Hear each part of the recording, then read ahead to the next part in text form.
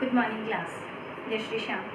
आज हम शुरू करेंगे चैप्टर 7 का टॉपिक पत्ती की संरचना। इससे पहले जो हमारी क्लास हुई थी उसमें हमने जो पौधे का जो तना भाग होता है उसके क्या काम होते हैं, किस तरह से वो काम करता है, ये सब हमने पढ़ा था। इसके बाद हमने पत्ती की संरचना के बारे में पढ़ा था। इसके कई पार्ट्स हैं, उसकी डेफिनेशन मैंने परिभाषा भी बताई थी, उनके बारे में भी बताया था। आज मैं आपको डायग्राम बना के उनके पार्ट्स के बारे में बताऊँगी। देखिए, अगर हम किसी भी पत्ती की संरचना की बात करें तो मोस्टली जो पत्ती होती है वो इस तरह की उसकी शेप होती है, इस तरह से, ठीक है। और यहाँ से इस तरह की, अगर आप किसी पत्ती को ध्यान से देखेंगे तो आपको इस तरह की यहाँ से एक नली सी जाती हुई दिखाई देगी, ऐसे, ठीक है। और ये वाला जो भाग है ये किसी तने से जुड़ा हुआ मिलेगा, ठीक है। अब देखिए, पत्ती का ये वाला भाग जो कि इसको तने से जोड़ता है, सबने देखा होगा पत्ती के नीचे इस तरह की संरचना होती है। पत्ती का ये वाला जो भाग जो इसे तने से जोड़ता है इसे कहते हैं पर्णवृंत, ठीक है। पत्ती का ये जो भाग, ये पत्ती है पूरी और इसका ये वाला भाग है जो इसको तने से जोड़ रहा है, इसे कहते हैं पर्णवृंत। पत्ती का जो चौड़ा और चपटा भाग होता है, यानी ये तो चौड़ा हो गया, इसका चपटा भाग होता है, इसे कहते हैं पर्णफलक, पत्ती का फलक। इसके बाद में यहाँ पे इस तरह की जो संरचनाएं निकली हुई हैं, ये वाली, इन्हें कहते हैं सिरा।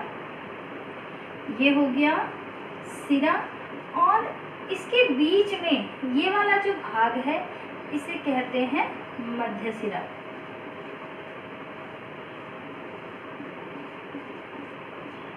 इनकी कल मैंने आप लोगों को, कल की जो हमारी क्लास हुई थी उसमें इन सब की मैंने डेफिनेशन आपको बताई थी।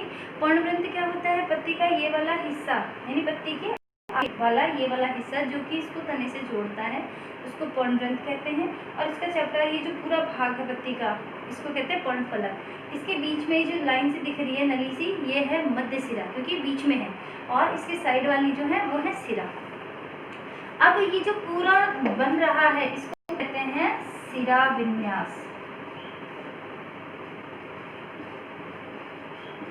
सिरा विन्यास, सिरा का मतलब ये जो नलिकाएं हैं, नलियां सी हैं पतली पतली, ये, और विन्यास का मतलब होता है इनका अरेंजमेंट। पत्तियों में जो सिरा विन्यास होता है वो दो तरह का होता है। एक तो होता है जालिकावत और दूसरा होता है समांतर। समांतर, या इसको आप एकांतर भी बोल सकते हो, ठीक है। तो ये जो हम सिरा विन्यास की बात कर रहे हैं, यहाँ पे जो सिराएं हैं इनका जो अरेंजमेंट है पत्तियों में किस तरह से होता है उसको कहते हैं सिरा विन्यास। अगर आप लोग अलग अलग पौधों की जो अलग अलग तरह की पत्तियाँ देखिए और उनमें देखिए कि जो सिरा विन्यास है वो किस तरह से होता है, तो आपको मोस्टली दो तरह से दिखाई देगा, यानी दो प्रकार का होता है। तो यहाँ पर ये है इसकी मध्य सिरा, यहाँ पे जो पत्ती पत्ती सिराएँ निकली हुई हैं ये है समांतर क्रम में, तो इसको कहते हैं समांतर सिरा विन्यास। यानी जो सिराएं हैं वो क्या है, समांतर क्रम में है, एक या एक के बाद एक है, एकांतर है, तो इसे कहते हैं समांतर सिरा विन्यास। और अगर यही जालिका के रूप में इस तरह से हो, समांतर नहीं होके जाल के रूप में हो, तो इसे कहते हैं जालिका सिरा विन्यास, ठीक है। तो जो सिरा विन्यास होता है पत्तियों में दो तरह का होता है, एक तो होता है समांतर और एक होता है जालिका सिरा विन्यास, ठीक है। तो ये तो हो गया पत्तियों के बारे में। अब मैं आप लोगों को एक चीज़ और बताऊं कि जो पत्तियां होती हैं इनके ऊपर छोटे छोटे छिद्र पाए जाते हैं। अगर आप ध्यान से इनको देखोगे तो इनके छोटे छोटे छिद्र होते हैं जिन्हें कहते हैं रंध्र। इंग्लिश में इनको कहा जाता है स्ट्रोमेटा, ठीक है। तो ये जो रंध्र होते हैं वो क्या काम करते हैं ये मैंने आपको पीछे की क्लासेस में बताया भी है। आज हम एक प्रैक्टिकल करेंगे और उस प्रैक्टिकल के थ्रू हम ये बताएंगे कि किस तरह से पत्तियां जो होती हैं वो वाष्पोत्सर्जन की क्रिया को पूरा करती है। अब देखिए आप बोर्ड की तरफ, यहाँ पे आप लोगों को मैं एक प्रैक्टिकल करवा रही हूँ।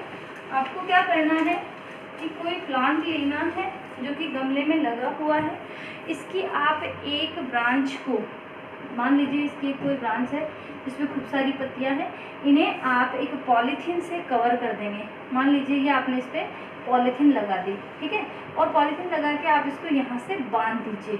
यहाँ पे इसकी ये क्या होंगी, खूब सारी ये इसकी लीव्स हैं, पत्तियाँ हैं।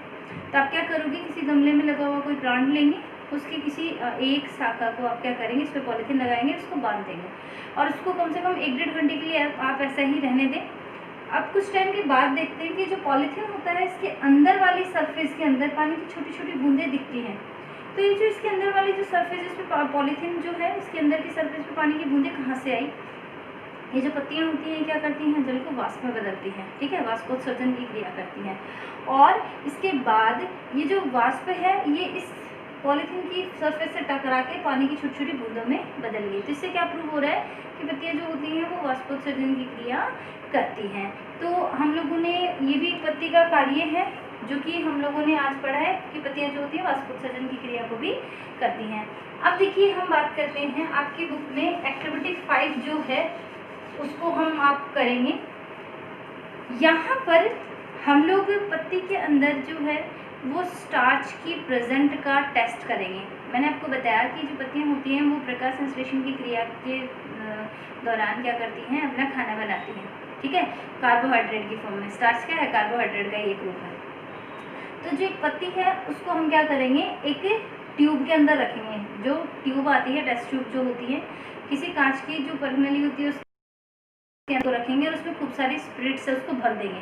स्प्रिट से भरने के बाद कुछ समय तक उसको उसमें आधे घंटे तक के लिए स्प्रिट के अंदर पत्ती को पड़ा रहने देंगे। उसके बाद उसको बाहर निकालेंगे और फिर हम उसको क्या करेंगे, किसी बर्तन के अंदर डाल देंगे, उसमें पानी रख देंगे और उसको गर्म करते रहेंगे जब तक कि उसका सारा हरा रंग है वो पानी में नहीं आ जाए।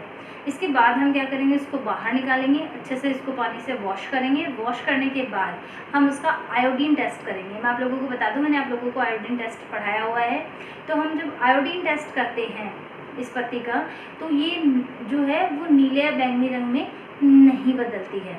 कारण इसका कारण ये होता है कि इसके अंदर जो स्टार्च था वो क्या हो गया, रिमूव हो गया गर्म करने से। स्प्रिट वगैरह इससे अपन ने आधे घंटे रखा, उसके बाद उसको गर्म किया, उसका जो क्लोरोफिल उसको हमने बाहर निकाल दिया।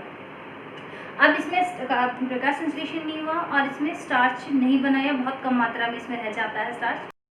जो आयोडीन जो टेस्ट हम करते हैं उसमें नीला या बैंगनी रंग नहीं आता है। और नीला बैंगनी रंग इसीलिए नहीं आता क्योंकि इसमें स्टार्च नहीं होता। और नॉर्मली अगर हम किसी पत्ती को लें और उसमें आयोडीन की बूंदें डालें तो वो नीले या बैंगनी रंग में बदलती है, ठीक है। तो इससे ये प्रूव होता है कि जो पत्तियाँ होती हैं वो प्रकाश संश्लेषण में क्या करती हैं, कार्बोहाइड्रेट का निर्माण करती हैं, अपना खाना बनाती हैं। क्योंकि आयोडीन टेस्ट के अंदर जो हम आयोडीन टेस्ट करते हैं पत्तियों पे तो उसमें नीला रंग आता है। तो आप लोगों को क्या करना है, आज होमवर्क में एक्टिविटी जो 5 है वो आपको कंप्लीट करनी है। और इस टॉपिक से रिलेटेड आपकी कोई भी प्रॉब्लम हो तो आप मेरे से पूछ सकते हैं। Thank you.